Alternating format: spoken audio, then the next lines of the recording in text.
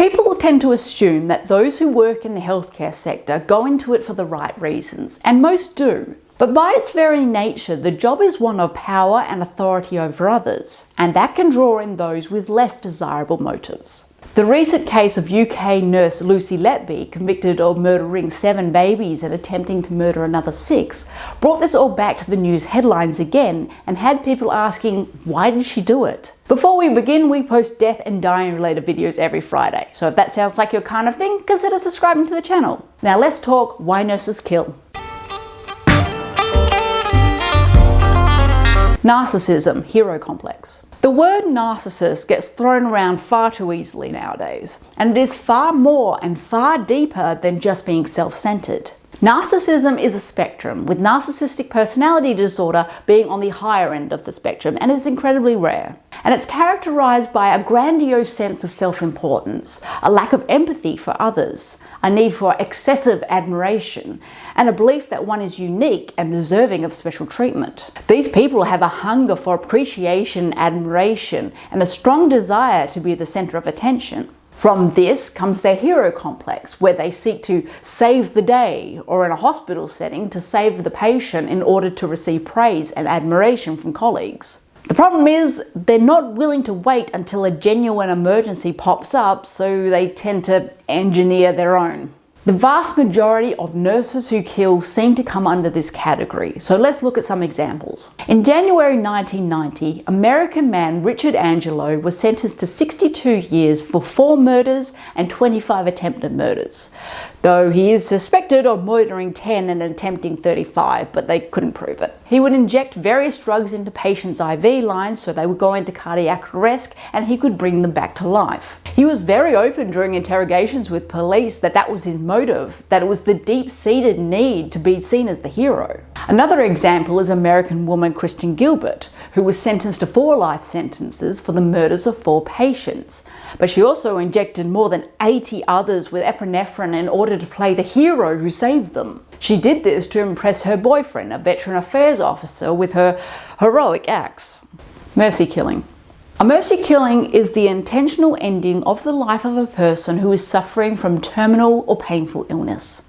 It is not a legal term. Naturally, many nurses who kill will lie when they get caught and tell police that this was their motive because it sounds more palatable and they hope to get a lighter sentence or get out of it completely. Remember, in a narcissist's head, they would never do something wrong.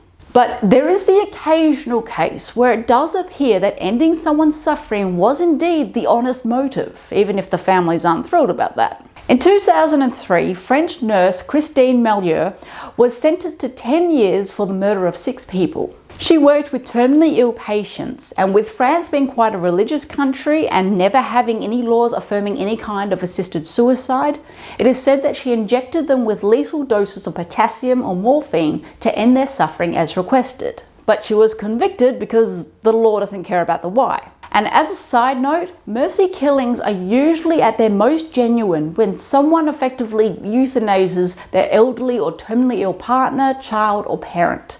This isn't always the case, but if you're going to find a genuine case of it, this is usually the scenario. And it is why laws for voluntary assisted dying are so important, and go check out our video on how that works. Trauma junkie, boredom. The term trauma junkie gets thrown around a lot in healthcare and emergency service sectors, and often for good reason. The term refers to those who enjoy the excitement of caring for the injured and saving their lives.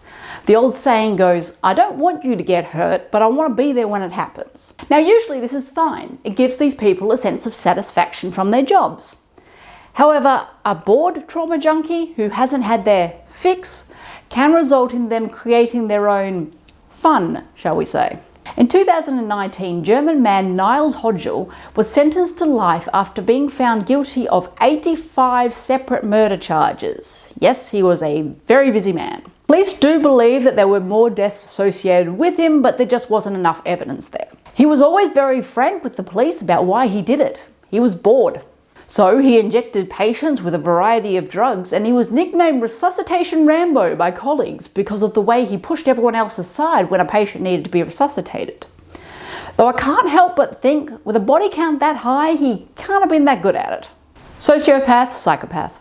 The public often assumes that these angels of death are psychopaths, and that's not often the case. They're usually narcissists, as we stated earlier, but it can be very hard for the public to tell the difference. Also, while they are very similar, a psychopath is born, a sociopath is made. But for the sake of simplicity, we'll just assign psychopathy here. It is a condition characterized by the absence of empathy and the blunting of other emotional states. Callousness, detachment, and a lack of empathy enables a psychopath to be highly manipulative. It's also incredibly difficult to spot a psychopath. They don't just go around like they do in the movies. Also, as a side note, because of their lack of empathy, they can and will do whatever to get what they want. But it has to be what they want, which is why most psychopaths are not killers, because most don't want to kill, so why bother? But back to nurses who kill. Psychopaths are also very prone to boredom and need constant stimulation. They are impulsive and have poor behavioural control, and they are irresponsible and lack long-term goals, all of which helps explain why a psychopathic nurse would kill. Orville Lynn Majors is an example of this. He was an American nurse who was sentenced to 6 consecutive 60-year jail terms for the murder of 6 elderly patients, though it is believed that he had killed anywhere between 100 and 130 patients. It is said that he believed all elderly people should be gassed, though he only attacked patients for whom he felt, and I quote, were whiny, demanding, or an unnecessary pain in the ass. If it is of any reassurance, psychopaths are highly unlikely to be nurses, however, because as we said earlier, they lack long-term goals. They are irresponsible and impulsive, all of which means that even by some weird chance that they did decide to try and become a nurse, they likely wouldn't make it through training. Sadism. A sadist is someone who gets sexual satisfaction from inflicting pain, and it is usually in a sexual context, but not always. It is very rare an angel of death is a sadist, because it is the infliction of pain, not death, that gets them going. Nevertheless, the case of Jane Topman is one of them. She is said to have killed 31 patients, but because this was 1902, when people still thought women didn't kill and sexual urges weren't understood, she was found not guilty by reason of insanity and sent to a psychiatric institute for life. She would inject patients with lethal doses of morphine, then climb into bed with them and hold them until they passed. And she stated that it was sexually thrilling to take people to the brink of death, bring them back, and then kill them. Munchausen by proxy.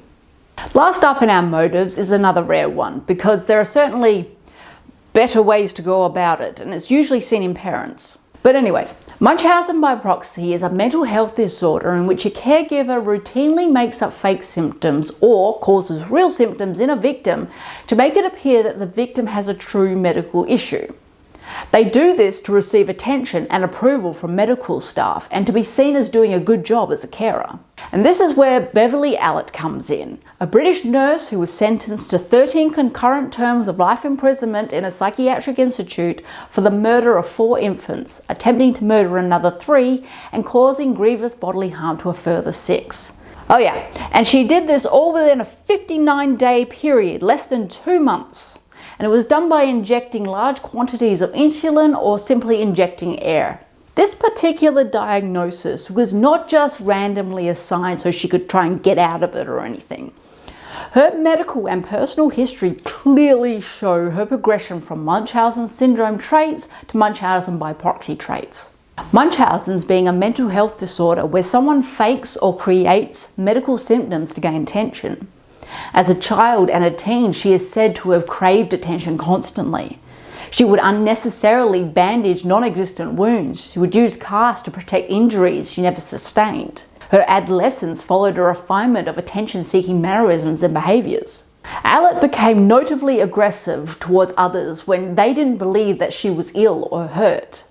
Throughout her youth, the teen often sought attention from doctors in various hospitals. One time she actually got what she bargained for and had her appendix removed, which by all accounts was entirely healthy and functioning as it should. Those with Munchausen's tend to get very well acquainted with medical knowledge to help them get the attention they want.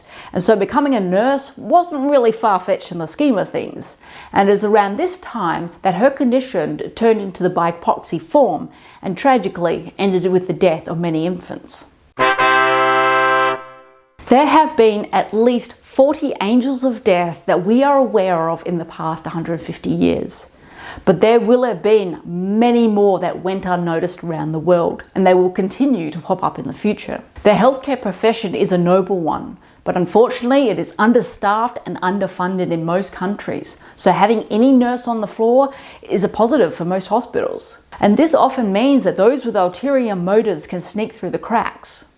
Additionally, people don't want to accuse their colleagues of something like this, and the public doesn't want to believe that someone in a noble profession could do such a thing. But nurses and other healthcare professionals are still human beings, for better or worse.